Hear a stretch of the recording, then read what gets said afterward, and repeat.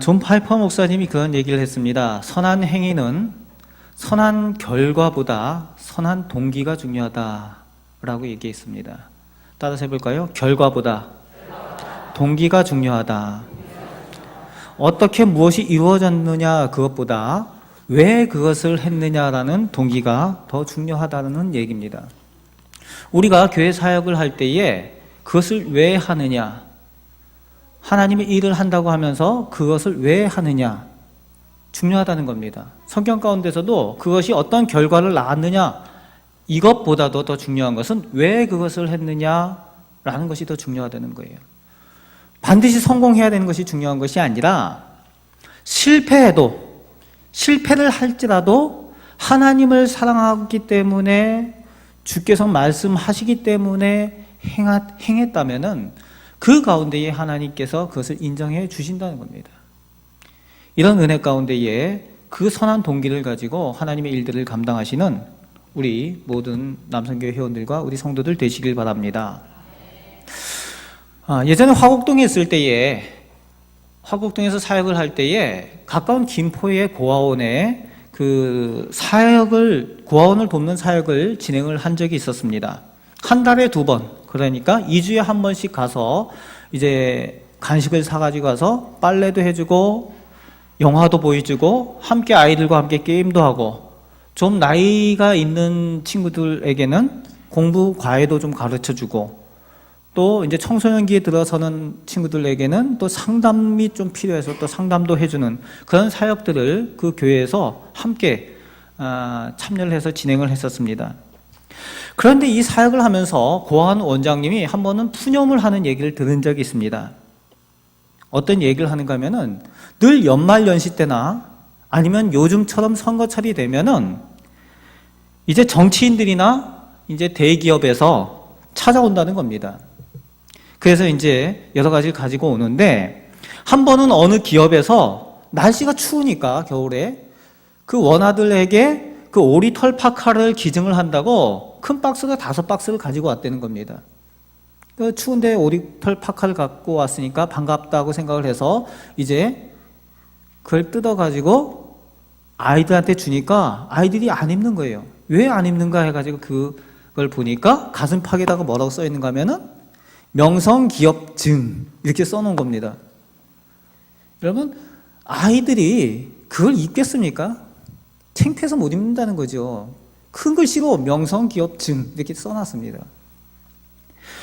선한 일을 한다고 하는데 아이들 입장에서는 입을 수 없는 옷을 갖다 주면서 그걸 어디 입고 학교를 가겠습니까? 어디 다니겠습니까? 못 입는다는 거죠. 한 번은 또 어떤 사람들이 와가지고 라면만 한 30박스 갖다가 쌓아놓고서 거기 앞에서 아이들하고 같이 웃으면서 사진을 찍자고 하는데 아이들이 웃음이 나오겠습니까? 라면이 몇백 박스나 된답니다. 그 고아원에 하도 라면만 들고 와가지고. 여러분, 똑같이 선한 일을 한다고 할 때에 누구를 위해서 왜 하는가 매우 중요한 일이죠. 그런데 늘 가면 이제 보는 사람이 하나 있는데 청년 하나가 우리 교회 청년이 아닌데 대학원을 다니는 청년 하나가 여기 와서 열심히 함께 섬기는 청년이 하나 있습니다. 그래서 원장님한테 물어봤어요. 누구죠? 저 청년이 누구죠?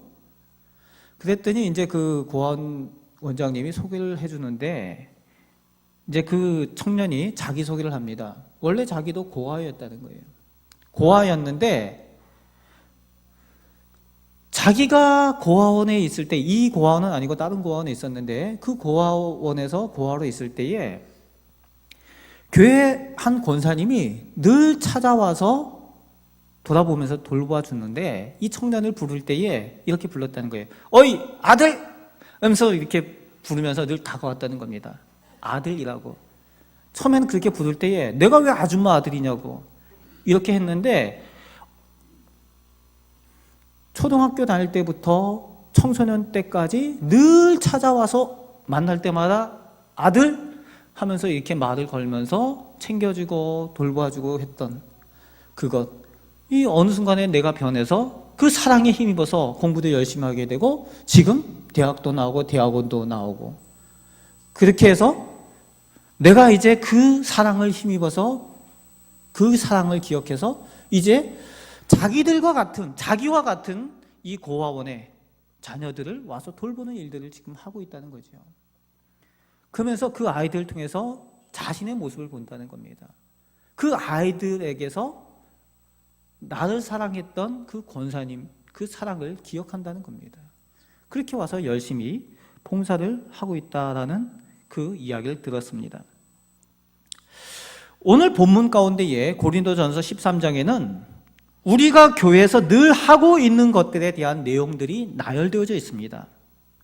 그 내용 중에는 무엇보다도 이것이 중요하다, 저것이 필요하다, 반드시 해야 한다라는 내용들이 오늘 13장 1절에서 3절까지 나열되어 있어요. 강조되는 것들. 1절 말씀에 보니까 어떤 내용이 있는가 하면은 내가 사람의 방언과 천사의 말을 할지라도 라는 말이 있습니다. 사람의 방언과 천사의 말을 할지라도. 한마디로 모범적이고 신앙의 덕을 쌓는 언행을 의미하는 천사의 말과 사람의 방언에 대한 이야기를 하는 겁니다. 여기서 방언이라는 것은 우리가 성령의 은사 때문에 나오는 우리가 무슨 소리인지 잘 모르는 그런 방언을 얘기하는 것이 아니라 이 사람의 방언이라는 것은 가장 우리가 말할 수 있는 가장 귀한 말, 아름다운 말, 그것이 바로 사람의 방언입니다. 가장 아름다운 말, 고운 말, 칭찬하는 말, 덕을 세우는 말, 그런 의미를 가지고 있는 말이 이 사람의 방언이라는 뜻입니다.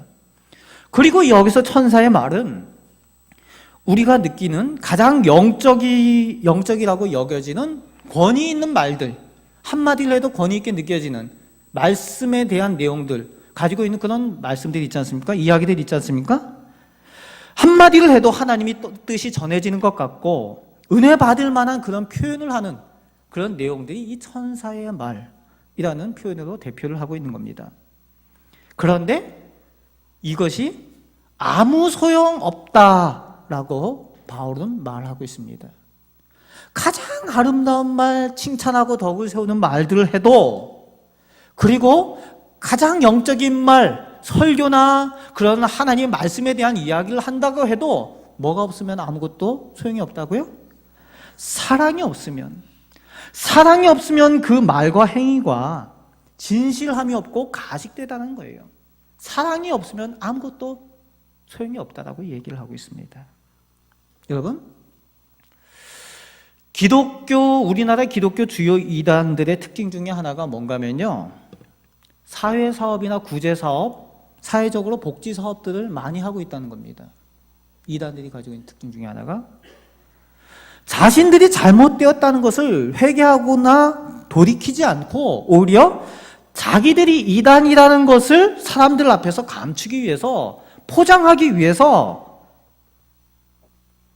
선한 일들, 선한 사업, 복지사업 이런 것들을 한다는 겁니다.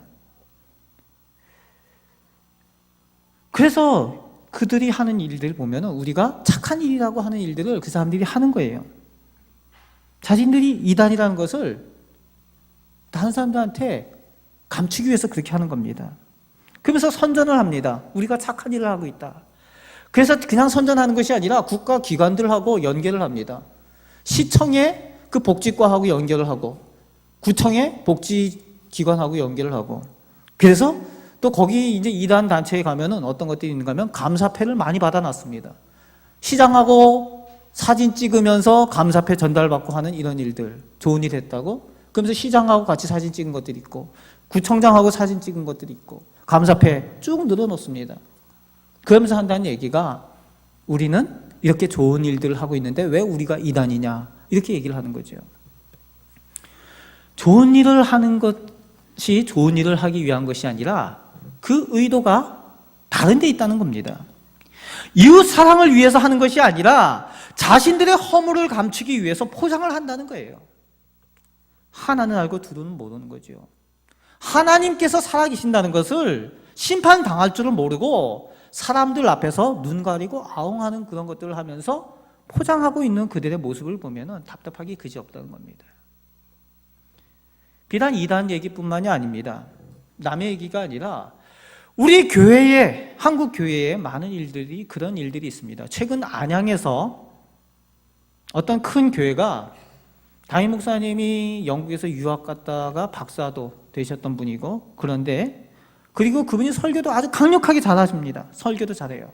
언변도 좋고 얼굴도 잘생겼습니다. 사나이답고 미사여구, 설교를 할 때의 그 언어를 얼마나 잘 쓰는지, 어떻게 저런 표현을 쓸 수가 있을까 할 만큼 그런 표현을 잘 씁니다. 사람들에게 칭찬받습니다. 그런데 최근에 드러난 것은 그 모든 것들, 그 삶 가운데 그 목적이 자기의 명예를 위해서, 자기의 욕심을 채우기 위해서, 결국 돈의 문제, 그리고 이성의 문제가 걸려서 어느 날 갑자기 사임을 해야 되는 그런 상황들이 벌어지는 것을 우리 한국교회 안에서 보게 된 일이 있습니다. 사람의 방언을 하고 천사의 말을 해도 사랑이 없이 하는 것은 소리 나는 구리와 울리는 꽹과리가 될 수밖에 없다라고 바울은 말하고 있습니다. 빈수레가 요란하다는 겁니다. 아무 능력을 발휘할 수 없다는 거예요. 밝혀지면 웃음거리만 되는 거죠. 말은 잘해, 말만 잘해. 그래, 너나 좀 잘했으면 좋겠어. 진정한 사랑이 없는 그곳에는 시끄러울 수밖에 없는 거죠. 천사의 말이 천사의 말로 들리지 않고 사람의 아름다운 말로 들리지 않는다는 겁니다. 사랑이 있어야만 합니다.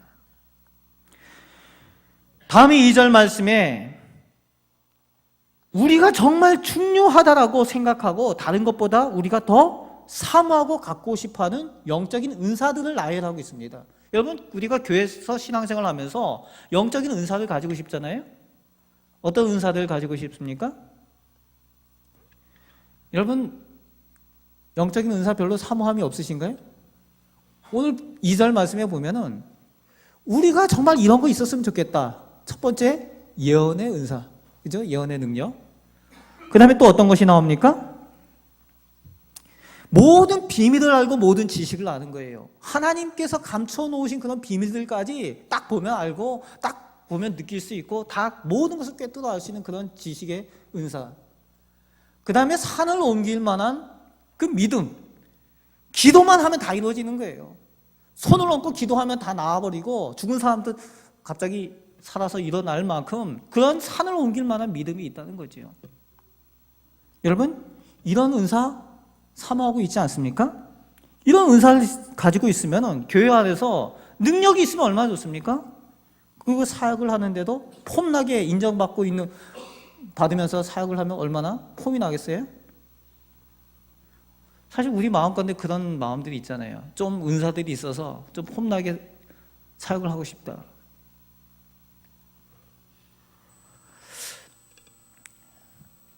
노량진에서 수산시장에서 그 횟집을 크게 하는 한 권사님이 있었습니다. 이분이 이 예언의 은사와 병 고치는 은사를 가지고 있었어요. 환자들이 많이 찾아옵니다. 그 예언의 은사를 가지고 있으니까 대체로 이렇게 사람을 보면은 어떤 역사들이 하나님께서 이루어 가실 거라는 것을 봅니다. 그래서 많은 사람들이 오는데 그 가운데 이것을 이용해서 전도도 많이 했습니다. 그러면서 이제 늘 고백하기를, 하나님께서 교회를 세우기 위해서 저에게 이런 은사를 주셨습니다. 하나님의 사랑을 나타내고 이웃을 잘 섬기도록 이런 은사를 주셨습니다. 이렇게 고백을 했어요. 처음에 그렇게 겸손을 하면 그것이 끝까지 가면 얼마나 좋겠습니까? 사람들이 많이 찾아오고 유명해지고, 그리고 방송에까지 CTS, CBS까지 나오다 보니까 이분이 어느 순간에 이게 자기 것이 돼버렸습니다. 그래서 이제 그 모양을 보면서 담임 목사님이 말렸어요. 방송에 나가지 마라. 어디 집회 가지 마라. 그랬는데 그 인기의 맛을 들이니까 이제 무시를 하는 거죠. 담임 목사님 권유하는 것도 무시하고, 사람들이 조언하는 것들도 가까운 사람들을 무시합니다.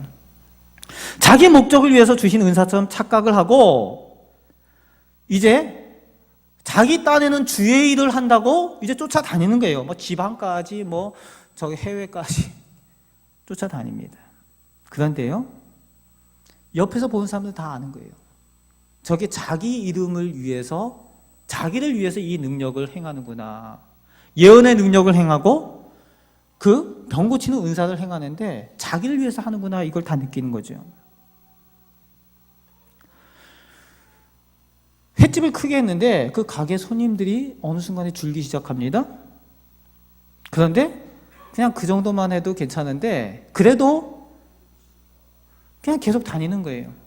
그런데 어느 날 불이 나서 홀랑 타버렸어요. 그 노량진 시장에. 혹시 그런 신문 본 적 있으신지 모르지만은 몇 년 전에 노량진 시장에 그 불 나가지고 2층에 있던 그 횟집의 매체가 다 타버렸습니다. 그때 그 사건이죠.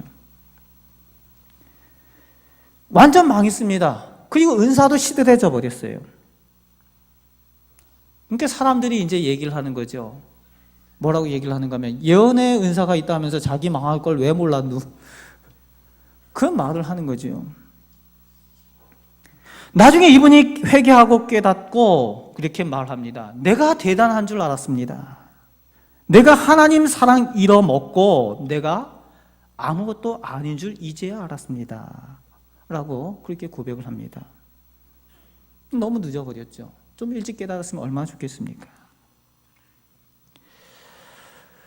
바울도 오늘 본문의 2절 말씀에 그렇게 자기 자신에 대한 것을 돌아보며 고백을 하는 거죠. 예언의 능력이 있고 다른 모든 사람보다 지식과 지혜를 소유했지만, 그리고 믿음의 능력을, 기도의 능력을 가지고 있지만, 스스로 나를 돌아봤을 때에 예수 그리스도에 대한 사랑이 없이 이런 것은 아무리 있어도 뭐라고요?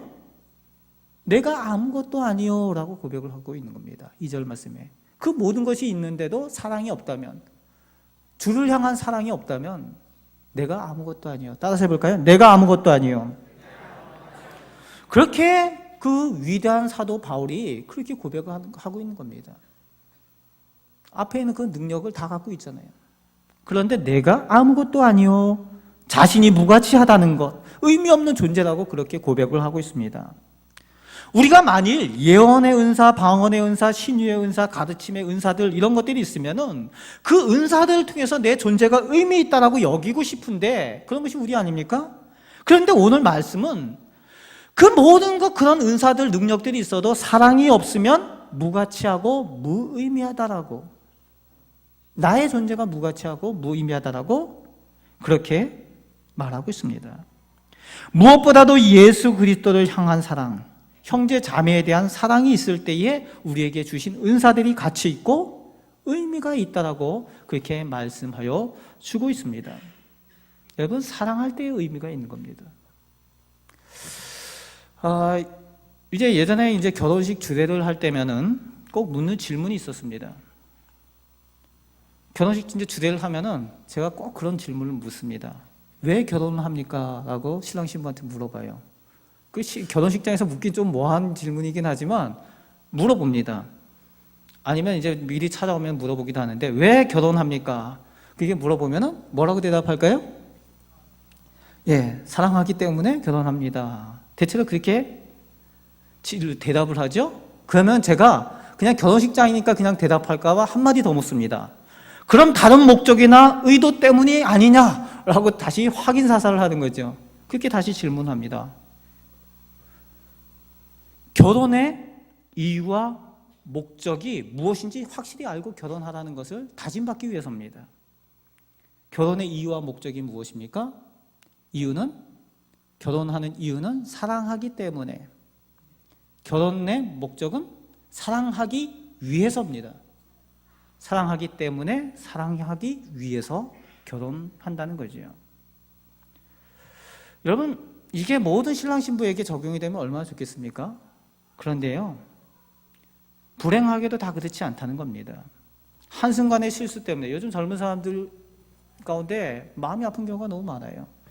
한순간의 실수 때문에, 의무감 때문에 결혼하는 사람들을 종종 봅니다. 예, 무슨 얘기인지 좀 아시죠? 또 어떤 사람들은 부모들 때문에 결혼을 하는 경우도 있어요. 계약 결혼. 저는 이제 저도 결혼한 지 꽤 됐지만은 제가 신혼여행을 갈 때에 같이 그 팀이 묶여져 있던 부부가 있었는데 그 팀이 이제 계약 결혼한 부부더라고요. 비행기에 와서 앉았는데 완전히 자리를 따라왔습니다. 이쪽 창가 저쪽 창가.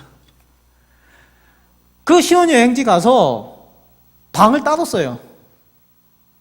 그리고 올 때 비행기를 다른 비행기로 옵니다. 물어봤더니 계약 결혼해서 그렇다는 거예요. 부모들끼리 약속을 한 그런 결혼이기 때문에 어느 기간 동안 그 결혼에 그것을 유지를 해야 된다는 거예요. 그런 꼴을 다 보겠더라고요. 여러분, 그렇게 해서 행복할 리가 만무하겠지요. 근데 그런 결혼하는 것을 본 적이 있습니다. 이제 상도동에서 이제 사역을 하면서 그 부부 사랑뜰이라는 12주 프로그램을 진행을 한 적이 있습니다.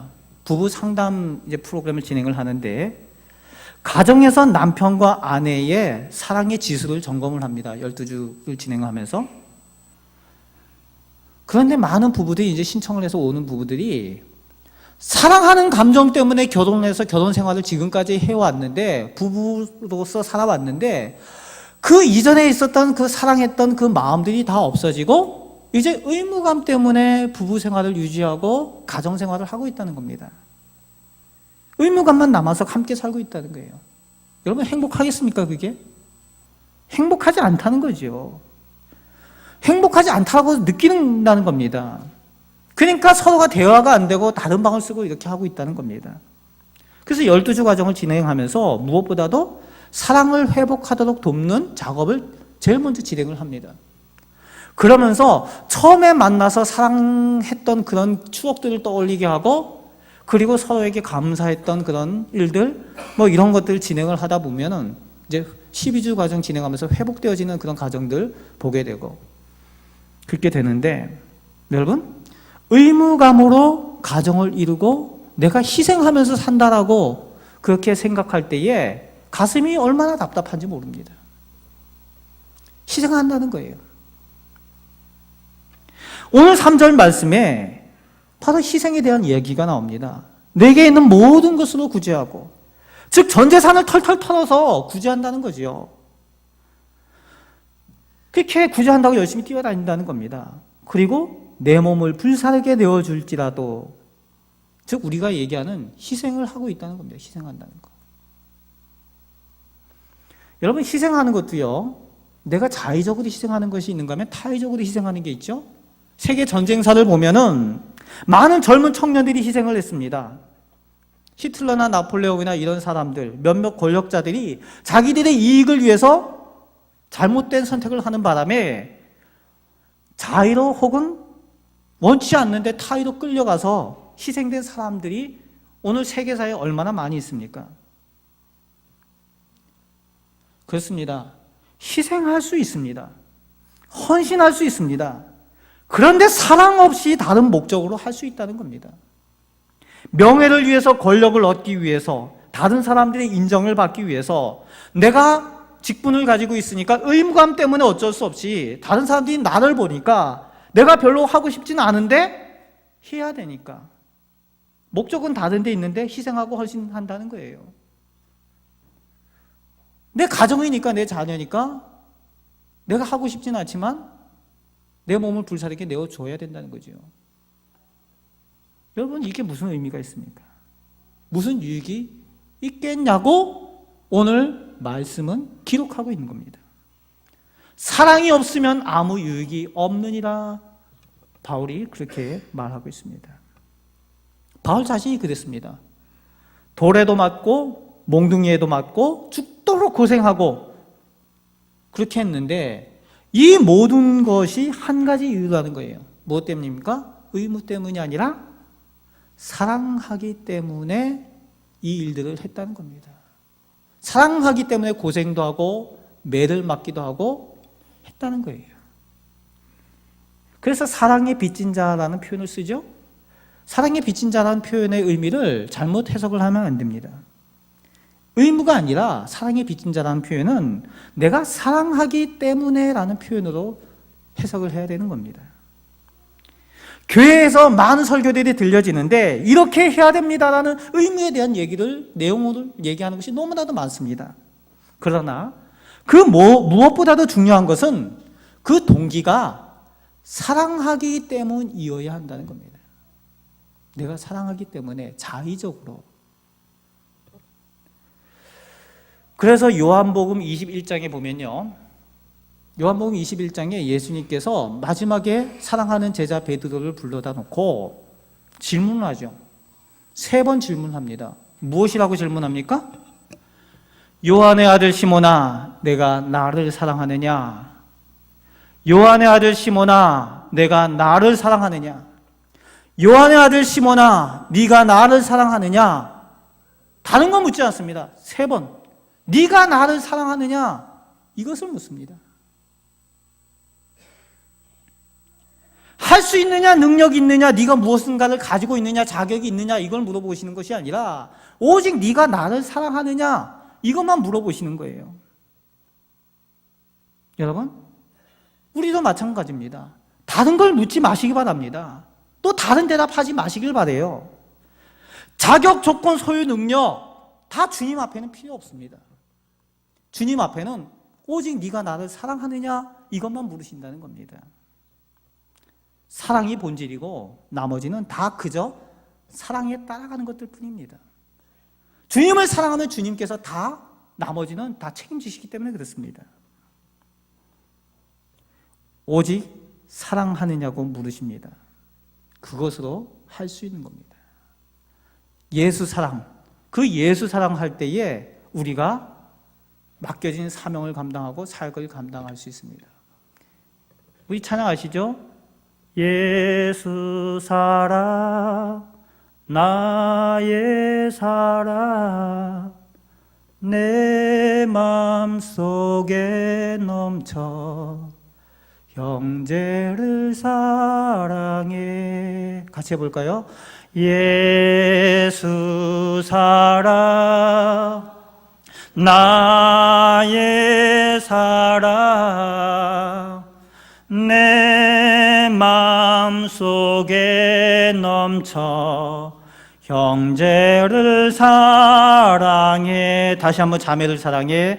예수 사랑, 나의 사랑, 내 맘속에 넘쳐 자매를 사랑해. 교회를 사랑해. 예수 사랑, 나의 사랑, 내 맘속에 넘쳐 교회를 사랑해. 여러분, 예수 사랑, 예수를 사랑하는 그 사랑이 내 안에 넘칠 때에 내가 그 동기 때문에 형제를 사랑하고 자매를 사랑하고 이웃을 사랑하고 교회를 사랑할 수 있습니다. 여러분, 의무로 하지 마시기 바랍니다. 사랑으로 하시길 바랍니다. 최근에 미국에서 한국에 와서 오랫동안 교육의 현장에 있던 분이 한국의 교육 그 현장에서 일하는 우리 교사들과 함께 자리를 하면서 이야기를 나눈 적이 있습니다. 그때 질문이 있었어요. 미국 교육과 한국 교육의 다른 점이 무엇입니까? 라는 이런 질문을 했는데 이분이 이런 얘기를 했습니다. 미국 교육과 한국 교육의 다른 점은 미국은 영웅이 있다라는 말을 했습니다. 영웅이 있다.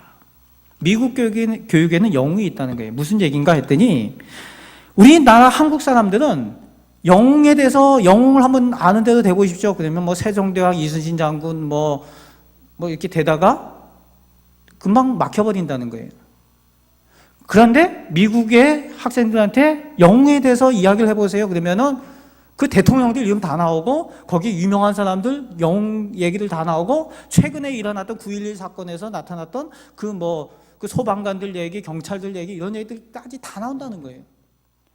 무슨 얘기냐? 한국 사람들은 똑같은 9.11 사태가 일어나면은 책임자를 찾아서 처벌하는 것에 관심이 있는 게 한국 교육이라면은 미국 교육은 영웅 만든다는 거예요. 영웅 이야기를 한다는 겁니다. 그 사람들이 얼마나 자신을 헌신해 가면서 영웅으로서 그렇게 섬기고 봉사하고 그 죽음의 현장으로 달려가는가, 이런 것들을 가르쳐 준다는 겁니다. 그것을 배우는 아이들이 그래서 미국이 자랑스럽다, 아메리카가 자랑스럽다, 아메리카를 사랑한다는 얘기를 하는 거예요. 그리고 나도 그런 영웅이 되고 싶다, 그 사랑 때문에 나도 영웅이 되고 싶다라고 이야기를 하는 것이 미국 교육이라는 거죠. 그래서 영웅 이야기가 있다라는 얘기를 합니다. 오늘 우리도 마찬가지입니다. 우리가 교회 안에서 어떤 이야기를 하는 것이 좋을 것 같습니까? 사랑에 대한 이야기를 해야 되는 것이죠. 요한계시록 2장에 에베소 교회에 대한 이야기가 있습니다. 주님께서 말씀하시죠. 내 행위와 수고, 인내를 다 알고 있다라고 얘기를 합니다. 에베소 교회가 주님을 위해서 수고하고 인내하고 그 열심히 한 것을 다 안다는 거예요. 그런데 한 가지 뭐가 부족하다? 너의 처음 사랑을 버렸노라 라고 지적하고 있습니다. 처음 그 사랑으로 했던 것이 이제는 의무감으로 바뀌어서 그저 인내하고 수고하고 그렇게 행하고 있다는 겁니다. 그것을 주님께서 책망하고 계시다는 거예요. 왜 이 말씀을 하십니까? 사랑을 회복하라는 겁니다. 사랑을 회복하라. 우리에게 주시는 말씀입니다. 우리가 무엇을 가지고 일을 하고 있습니까? 주님의 사랑으로 해야 됩니다. 따라서 해볼까요? 주님 사랑 회복. 예, 우리 옆에 분들 인사하겠습니다. 주님의 사랑을 회복합시다. 예, 다시 한번요. 사랑을 회복합시다. 예, 주님의 사랑을 회복해야 됩니다. 주님은 오늘 지금 나를 얼마나 사랑하시는지 그 사랑을 오늘 회복해야 됩니다. 누가 나를 제대로 대우해 주지 않아도, 나를 알아주지 않아도 주님이 날 사랑하심에 감격해서 내가 주님을 사랑하는 그 뜨거움으로 내가 일할 때에 행복한 우리가 될 수 있다는 거예요. 그렇게 헌신하시는 우리 남성교회 회원들이 꼭 되시길 바랍니다. 그리고 우리들 성도들이 되시길 바랍니다. 주님께서 나를 사랑하신 그 사랑, 그 동기를 가지고 주님을 사랑하는 그 사랑을 가지고 맡겨진 일들 사랑으로 감당하시는 우리 모든 성도들이 되시길 바랍니다.